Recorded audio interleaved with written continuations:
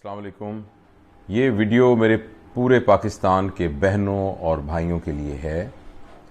एक बात हर तरफ फैली हुई है कि मरीज़ को हस्पताल न लेके जाएं, कोरोना के मरीज़ को, क्योंकि वहाँ जहर का टीका लगा के मरीज़ को मार देते हैं। मैं कभी भी सख्त अल्फाज इस्तेमाल नहीं करता, लेकिन मेरे प्यारे भाइयों और बहनों, खुदा के लिए इस जहालत से हमें निकलना चाहिए। देखिए, दुनिया में प्रोफेशनल नेग्लिजेंस होती है और लोग चीज़ों में मिलावट करते हैं, लोग अपना काम दफ्तरों में सही नहीं करते, डॉक्टर भी निगलेक्ट कर सकते हैं, इस तरीके से और तरह की नेग्लिजेंस होती है। लेकिन कुछ नेग्लिजेंस ऐसी होती है जैसे जहाज़ के पायलट की नेग्लिजेंस होती है। अगर जहाज़ का पायलट नेग्लिजेंस करेगा तो सबसे पहले वो खुद मरेगा। इस वक्त डॉक्टर, नर्सेज, पैरामेडिक्स की हैसियत जहाज़ों के पायलट की हैसियत है। अगर कोई प्रॉब्लम होगा तो उसमें सबसे पहले वो खुद बेचारे जो हैं उसका विक्टिम होंगे और उसका शिकार होंगे। मैं आपको पूरे यकीन के साथ दिलाता हूं कि इस वक्त कोरोना की इस वॉर के अंदर अगर कोई फ्रंट लाइनर है, मैं ये नहीं कह रहा कि पॉलिसी मेकर पॉलिसी नहीं बना रहे और एडमिनिस्ट्रेशन काम नहीं कर रही, मगर वो सारे के सारे पीछे बैठे हुए हैं। जो सीधा का सीधा यानी जो एक फायर लाइन के अंदर है, जो कोरोना को अपने हाथों के साथ और अपने जिस्म के साथ उसको हैंडल कर रहा है, वो सिर्फ डॉक्टर्स हैं, नर्सेज हैं, पैरामेडिक्स हैं, स्पोर्ट्स स्टाफ है, लेबोरेटरी के लोग हैं, वो जो डायरेक्ट हेल्थ वर्कर्स हैं वो है। ऐसी सूरत हाल के अंदर हम अपनी बेवकूफ़ी की वजह से और बगैर एहतियात करने की वजह से हमने इस वायरस को पूरे पाकिस्तान में फैलने दिया। फिर ईद के दिनों में पता नहीं हमारे ऊपर क्या पागलपन का दौरा पड़ा कि हमने वो जूतियां नहीं लेने के लिए और चूड़ियां नहीं लेने के लिए और कपड़े लेने के लिए एक पूरा का पूरा एटम बम फोड़ दिया इस वायरस का।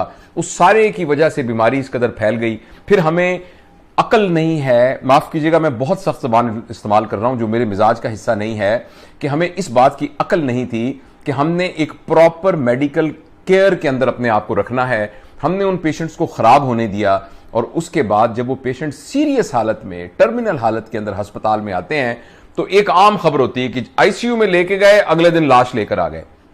भाई, उस वक्त पेशेंट उस स्टेज के ऊपर है जिस वक्त उसके फेफड़े बिल्कुल एक स्टिफ हो चुके हैं और वेंटिलेटर भी उनको सांस नहीं दे सकता।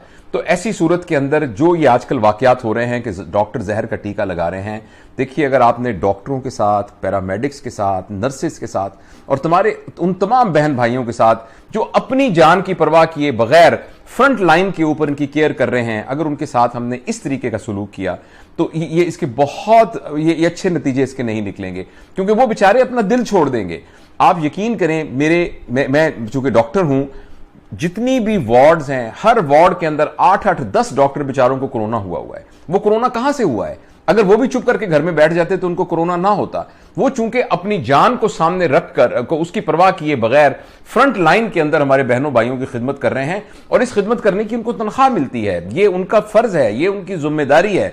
लेकिन आप जरूर इस बात को सोचिए कि जहां अपना अजीज अपने बाप को हाथ लगाने को तैयार नहीं है, अपनी मां को हाथ लगाने को तैयार नहीं है, उसके जनाजे में शिरकत करने को तैयार नहीं है, ऐसी सूरत के अंदर ये लोग आपके ख्याल में सिर्फ तनख्वाह के लिए वहां काम कर रहे हैं? आपके ख्याल में सिर्फ जो तनख्वाह मिलती है उसी की खातिर मजबूरी में ये काम कर रहे हैं? ये जब तक दिल के अंदर जज्बा ना हो, जब तक वो सारे के सारे अहद जो उन्होंने इंसानियत की खिदमत के लिए किए गए हैं वो उनके अंदर ना हो, कोई भी शख्स अपनी जान को हथेली में रखकर इस तरीके से इन मरीजों का इलाज नहीं कर सकता। मैं आपसे गुजारिश करता हूं कि इस क्राइसिस के ज़माने में और इस शदीद एमरजेंसी के ज़माने में हमें मेडिकल, पैरामेडिक्स, नर्सेज और स्पोर्ट्स स्टाफ की मदद करनी है।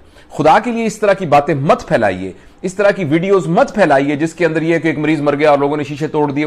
भाई, हम वो सारे लोग हैं जो सारी जिंदगी ये कहते रहते हैं कि जिंदगी मौत अल्लाह के हाथ में है, मौत का वक्त मुकर्रर है। लेकिन ऐसे हालात के अंदर आप एक हकीकत पसंदी के साथ बीमारी की नौयत को कैसे सोच सकते हैं? मैं हमेशा अपने मरीजों को यह कहता हूं कि अगर मैं जिंदगी बचा सकता अपने 40 साल तजुर्बे के बावजूद और इतनी सारी डिग्रियों के ढेर के साथ, तो मेरी मां और मेरे वालिद दोनों मेरी आंखों के सामने दुनिया से न जाते। मैं उनको मैं मरने से बचा लेता। तो जिंदगी मौत तो इंसान के हाथ में नहीं है, अल्लाह पाक के हाथ के अंदर है। लेकिन डॉक्टर अपने तौर पर, ठीक है, कुछ लोग होते हैं हर प्रोफेशन के अंदर जो थोड़े बहुत ढिल्ले होते हैं, मगर अक्सरियत अपनी जान हथेली में रख के ये काम कर रही है। तो मेरे वो सारे बच्चे, मेरे तो ज़ाहिर बच्चों की उम्र में ही हैं, यंग डॉक्टर्स, नर्सेज, पैरामेडिक्स, जो आप सबकी खिदमत के लिए मौजूद हैं, खुदा के लिए उनका दिल मत तोड़िए, खुदा के लिए इस किस्म के कलमात उनके लिए इस्तेमाल ना कीजिए।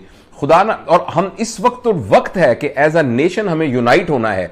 इस वक्त हम तबकात में बढ़ जाएं, डॉक्टर खराब हैं, नर्सेज खराब हैं, फलां खराब है, फलां खराब है, सियासतदान ठीक नहीं है, फलां ठीक, यही तो वो वक्त है जिसमें कौमों ने इकट्ठे होना है और वातसिमू बिहब्लिल्लाहि जमीअन वला तफर्रकू वाली कुरान की आयत के ऊपर अमल करना है, ताकि फिर अल्लाह ताला की वो रहमत जो कुरान की आयत के साथ मुतल्लक है वो हमारे ऊपर उतरे। यही तो वक्त है जो इकट्ठा होना है। खुदा के लिए इस तरह की गलत बातें मत फैलाइए, और जो एसओपीज बताई जा रही हैं, और खुदा के लिए मैं आपके सामने हाथ जोड़ता हूं, मेहरबानी करके घरों में बैठिए, खुदा के लिए टिक जाइए, खुदा के लिए अभी शॉपिंग वगैरह छोड़ दीजिए, खुदा के लिए अभी बाजारों में उस तरीके से ना फिरिए, थोड़ी देर के लिए सब्र कर लीजिए, तो इंशाअल्लाह आप देखेंगे कि हम इस बीमारी पर काबू पा लेंगे। मेहरबानी करके इन बातों को जरूर अमल कीजिए। मैं बहुत ही दुखी दिल से ये बात कर रहा हूं। मैं अपने 2 बेटों को, बल्कि 3 बेटों को, डॉक्टर मोहम्मद अरमगान जो कि one of the finest surgeon है, मेरा ट्रेनी है, वो मेरा बच्चा है, मेरे अपने बेटों की तरह है, वो जो है वो बहुत मुफीद इंसान है, हजारों लोगों को कि उसने ऑपरेशन किए, हजारों लोगों को वो सर्जरी सिखाता है। वो एक छोटे से कमरे में बेचारा क्वारंटाइन होकर कोरोना के साथ लड़ रहा है। मेरे जो 2 रियल बेटे वो उसके यानी क्वारंटाइन के अंदर हैं। हम खुद